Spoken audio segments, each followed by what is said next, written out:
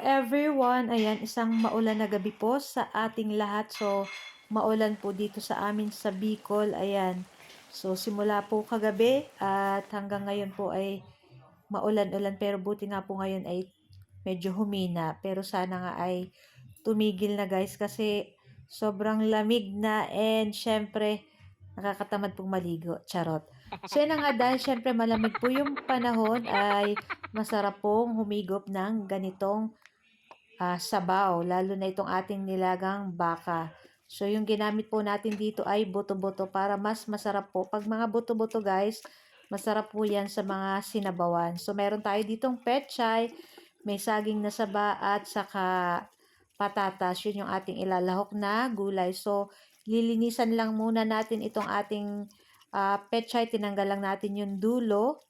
Ayan, so iniisa-isa ko po talaga ang paghugas niyan para sure po na malinis at minsan po kasi may mga sa loob dun sa mga stem, minsan may mga buhangin pa or lupa kaya talagang iniisa-isa ko guys. And then after niyan itong ating saging na saba na pahinog pa lang.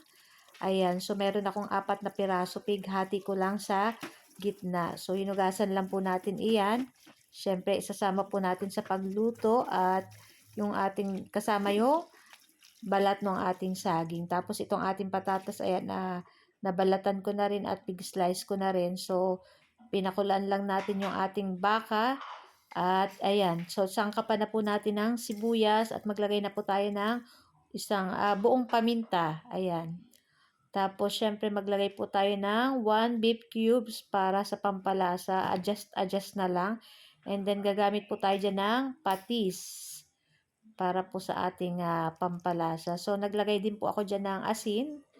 Ayan. Tapos, hintayin lang po natin lumambot, syempre, yung ating buto-buto ng baka. So, takpan lang po natin at lutuin lang natin sa katamtamang lakas ng apoy. Ayan. So, after ilang minuto, ayan, chinek natin yung ating baka ay malambot na. Siguro mga 40 minutes na natin niluluto. Yung ating bakang nabili guys ay bata pa kaya hindi pa siya makunat or matigas. So, ayan na nga at ilagay na rin natin dyan yung ating saging na saba and yung ating patatas.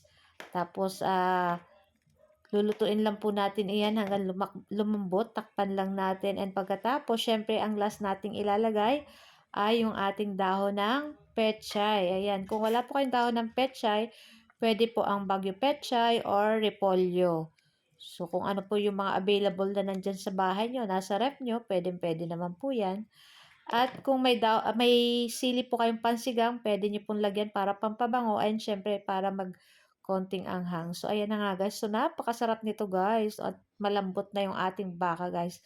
And syempre, papartneran natin yan ng sausawa na toyo mansi at meron ding patis na may kalamansi. So, para sa akin, pag nilaga po, masarap ang toyo mansi. Pag sinigang, yan, masarap po dyan ang patis sa kalamansi. So, ayan na nga at sandukin na natin guys at excited na rin po kaming kumain itong ating nilagang baka na napakasarap at syempre perfect ngayong malamig at maulan na panahon. Masarap pong humigop ng mainit-init. Itong parang napapaso na yung lalamunan mo. Charot. Ayan.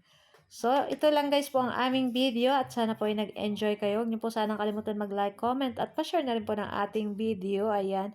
At kung bago pa lang po kayo sa aming page, huwag niyo po sanang kalimutan mag-like, follow para palagi po kayong updated sa aming mga bagong video na i-upload.